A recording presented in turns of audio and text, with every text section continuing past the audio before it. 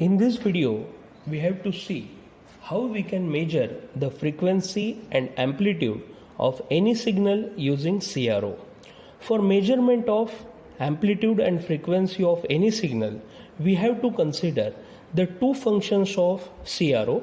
First one, which is called as voltage per division knob, which is for measurement of amplitude, and another one is time per division knob, which we can use for measurement of frequency of any unknown signal.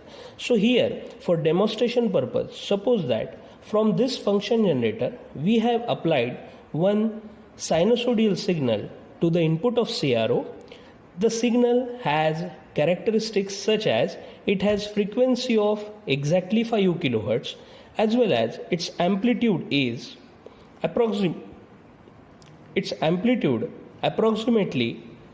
2 volts, that is 1.99 volt.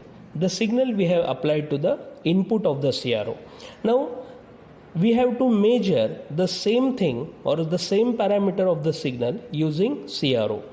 So remember one thing, for measurement of amplitude we must consider the y-axis of the CRO. That means amplitude of the signal lies on the y-axis of the CRO. So here we have to calculate how much divisions peak to peak have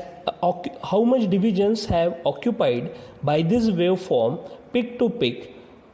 So suppose here this signal has occupied 1 and 2 divisions of the CRO, so that 2 into channel 1 voltage represented by CRO, that is 1 volt. So 1 into number of divisions 2, so that the amplitude of the signal is 2 volt.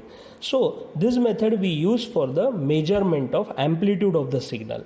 Now the second quantity which we have to measure using CRO is the frequency of unknown signal.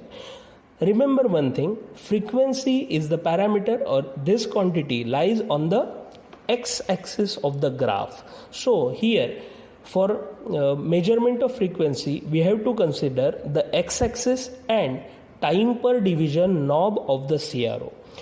For measurement of frequency, such type of conventional CROs are given the output in indirect form. That means using some formula we have to calculate the frequency of the signal.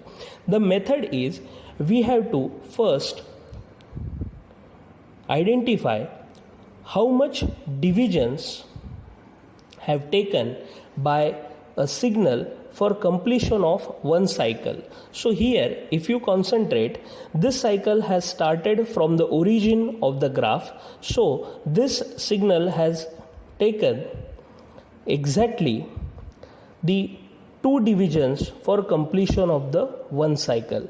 So this 2 into time based signal, that is the representation in the time per division knob, it has indicated 0.1 millisecond. So as I have already said, by indirect method we are calculating the frequency here. Here first of all we have to make the calculations for calculation of the time period.